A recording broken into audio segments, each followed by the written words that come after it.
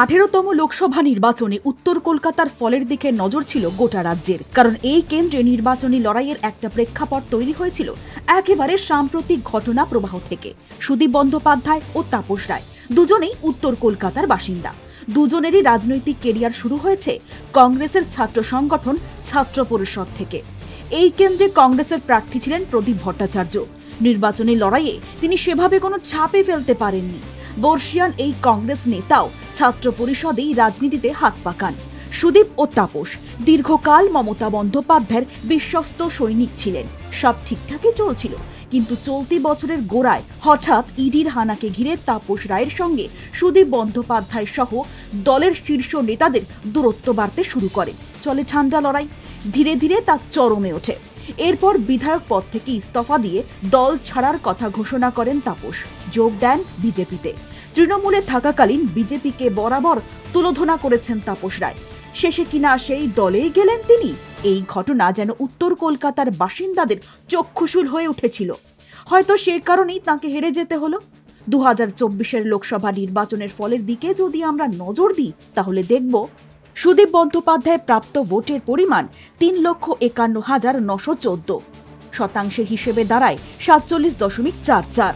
অন্যদিকে সদ্য বিজেপিতে যাওয়া তাপস রায় প্রাপ্ত ভোটের পরিমাণ 2,92,614। যদি আমরা শতাংশের হিসেবে দেখি, তাহলে 37.78। পাশাপাশি বাম কংগ্রেস প্রার্থী প্রদীপ ভট্টাচার্যের প্রাপ্ত ভোটের পরিমাণ সেক্ষেত্রে অনেকটাই কম, 93,852। শতাংশের হিসেবে মাত্র 12। ভোট হয় সপ্তম তথা শেষ দফায়।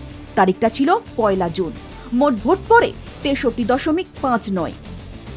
এবার জেনে নেব কলকাতা উত্তর কেন্দ্রের খুঁটিনাটি।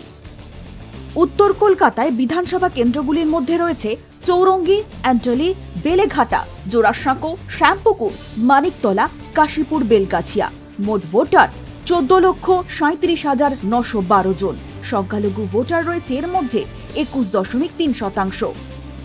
এবার দেখে নেব উত্তর কলকাতার রাজনৈতিক প্রেক্ষাপট।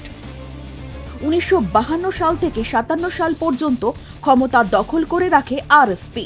এরপর সেই ক্ষমতা যায় কংগ্রেসের হাতে। 1957 সাল থেকে 1977 সাল পর্যন্ত তারা এখানে ক্ষমতা কায়েম করে রাখে। এরপর সেই ক্ষমতা যায় জনতা পার্টির হাতে। 1977 সাল থেকে 1980 সাল পর্যন্ত ক্ষমতা থাকে তাঁদের হাতে।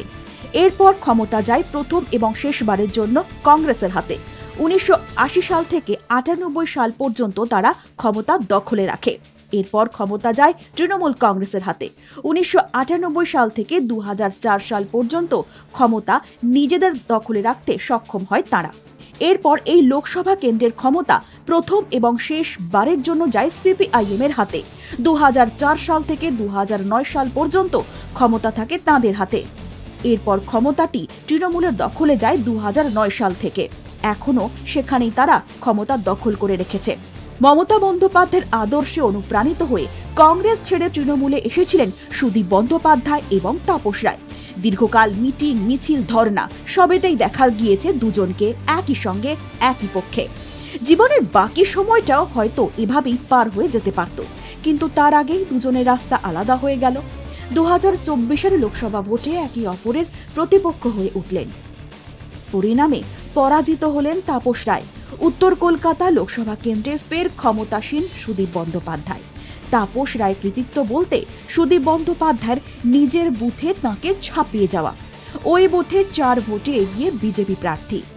চমকপ্রদ হলেও এই তথ্য তাপসের পক্ষে সান্ত্বনা বই আর কিছু নয়। Bureau report, hi news network.